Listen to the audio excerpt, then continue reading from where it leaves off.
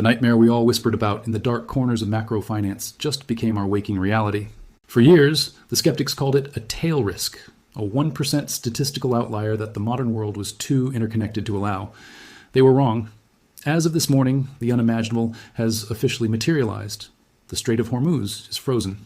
We are not talking about ice. We are talking about a mathematical and geopolitical paralysis that has effectively severed the jugular vein of the global energy market. If you feel a sense of dread looking at your screen today, you are not overreacting. You are paying attention. We have entered the era of the absolute blockade. This is the black swan event that redefines the next decade. Every supply chain calculation and every retirement account was predicated on the assumption that this narrow strip of water would remain open. That assumption has just been incinerated. We are watching the collapse of the just-in-time energy era in real time. And the markets are reacting with a violence we haven't seen in 50 years. To understand why your world is about to get much more expensive, you have to understand the map. The Strait of Hormuz is 21 miles wide, but the actual shipping lanes are only 2 miles wide in each direction. Through this tiny needle's eye flows roughly 21 million barrels of oil every single day. That is 20% of the entire planet's liquid petroleum consumption. It is the exit ramp for the vast majority of crude from Saudi Arabia, the United Arab Emirates, Kuwait, and Iraq. But it is not just oil. Massive quantities of liquefied natural gas must pass through this exact coordinate. When you freeze Hormuz, you aren't just hitting a gasoline price button. You're hitting a global industrial halt button. There is no pipeline network on Earth with the capacity to bypass this choke point. There is no fleet of trucks large enough to move this volume. If the water stops moving, the global economy stops breathing. It is that simple and it is that terrifying. How do you freeze a world-class shipping lane without a massive conventional navy? Through the brutal efficiency of asymmetric warfare. We are seeing the deployment of sophisticated anti-access and area denial strategies that render traditional aircraft carrier groups nearly obsolete in confined waters. The blockade is being enforced by thousands of smart sea mines, autonomous, low-cost killers that can distinguish between a fishing boat and a massive tanker. Add to this the swarm of loitering munitions and high-speed ballistic missiles positioned along the coastline. A very large crude carrier, or VLCC, is a sitting duck. These vessels are 3 times the length of a football field and take miles to turn or stop. They cannot dodge a drone. They cannot hide from a land-based missile battery. The sheer threat of a single successful strike has caused the immediate paralyzation of the commercial fleet. Captains are refusing to enter the Gulf, and hundreds of ships are currently dropping anchor or turning around, creating a maritime traffic jam that will take months to decompress, even if the gates open tomorrow. But here's the detail most people are missing. The real blockade is happening in the boardrooms of London. This is the insurance shock. In the world of global trade, you don't move a single barrel of oil without war risk insurance. Underwriters like Lloyd's of London have just looked at the naval reality and done the math. They have raised premiums to mathematically impossible levels. We are seeing insurance costs that exceed the value of the cargo itself. This is a de facto embargo created by the invisible hand of risk management. Without insurance, no port will accept a ship, and no bank will finance the cargo. Not a single shot needs to be fired to kill global trade if the accountants decide the risk is unquantifiable. By declaring the strait a prohibited zone, the insurance industry has effectively built a wall of paper across the water. The physical freeze is real, but the financial freeze ensures that not a single drop of Persian Gulf oil reaches a Western refinery tonight. The gates are locked, the keys are gone, and the price of survival is about to go parabolic. The financial charts you are seeing today aren't just up, they have gone vertical. In the world of commodity trading, we call this a parabolic move. It is the moment when price discovery stops being a rational conversation between supply and demand and starts being a desperate scream for survival. We have moved past a standard bull market into a full-scale short squeeze of the global energy complex. When the Strait of Hormuz froze, every computer model on Wall Street and in Singapore immediately recalculated the probability of a physical delivery failure. The probability moved to near 100%. What we are witnessing is a limit-up environment where the sellers have simply vanished. In a parabolic move, the higher the price goes, the more buyers are forced to enter the market to cover their losing bets. This in turn drives the price even higher. This is a feedback loop of financial destruction. We aren't just looking at oil at $90 or $100. We are looking at the market trying to find the price of zero. What is the price of a barrel of oil if you literally cannot get one? The answer is mathematically infinite, and that is why the curves are bending toward the sky. This is the reality of the global energy complex today. Stay vigilant and watch the charts carefully. To understand the depth of this crisis, you have to look at the futures curve. Right now, the oil market is in what we call super backwardation. This is a technical term that describes a market in a state of total panic. Normally, oil for delivery next year is more expensive than oil for delivery today because of storage and insurance costs. But today, the price for immediate spot delivery is trading at a massive, unprecedented premium over future months. The market is effectively shouting at anyone with a barrel of oil, "Do not store this, give it to us now." This backwardation has reached $10, $15, even $20 per barrel. For the hedge funds and trading desks that were short the front month, betting that prices would stay stable, this is a death sentence. We are seeing a cascade of margin calls across global clearinghouses. These firms are being forced to liquidate other assets just to stay solvent, which is why you are seeing weird, synchronized selling in other parts of your portfolio. The energy market is the sun, and everything else is just a planet caught in its gravitational collapse. Most people focus on the price of a barrel of crude, but the real pain for you, the consumer, is hidden in something called the crack spread. This is the profit margin refiners make by cracking a barrel of raw oil into usable products like gasoline, diesel, and jet fuel.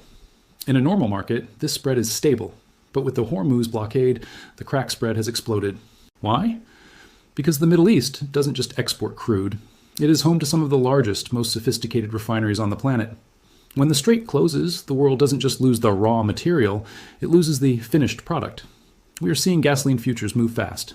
This means that even if crude oil stays at $100, the price at your local pump could reflect $200 oil, because the refining capacity has been geocentrically severed.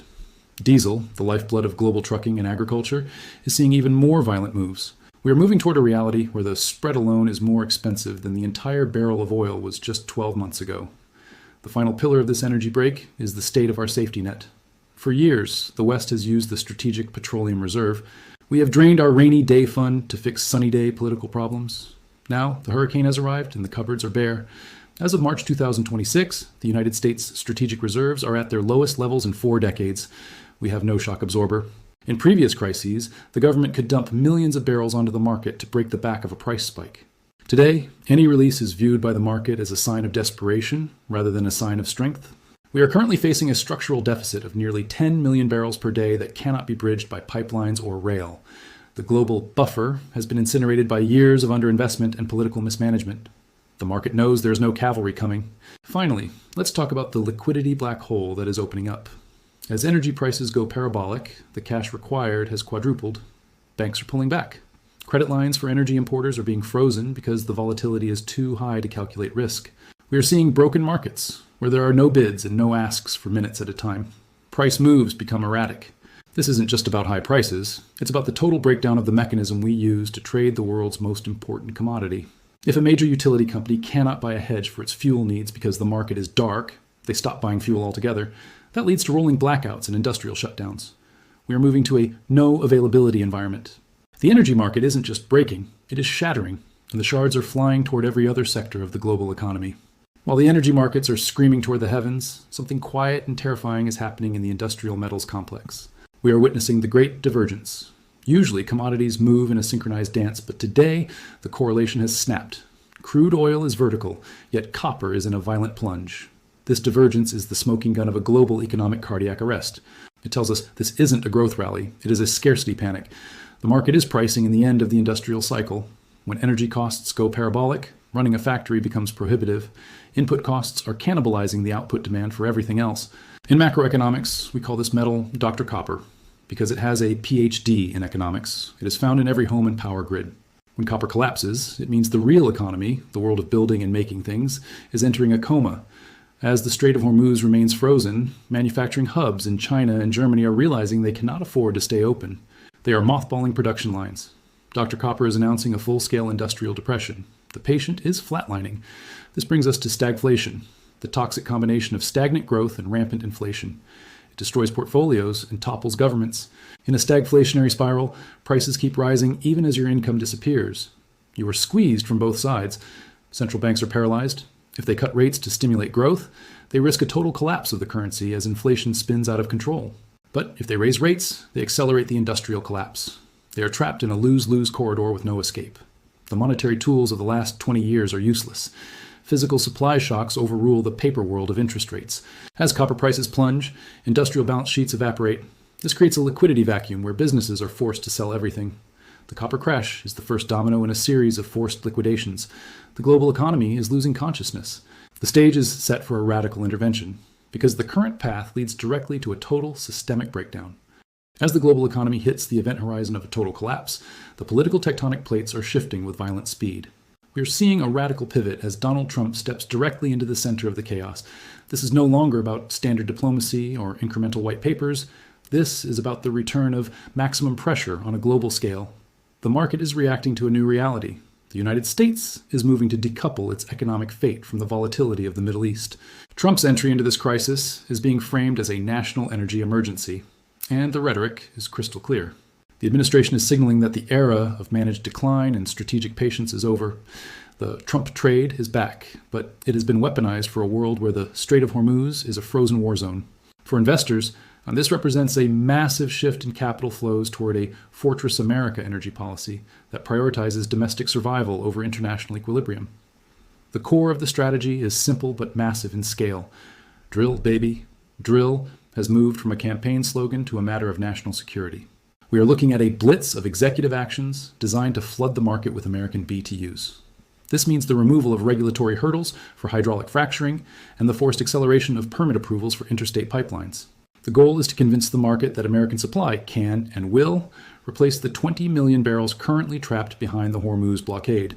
The administration is essentially declaring war on the scarcity mindset that has dominated the energy sector for years.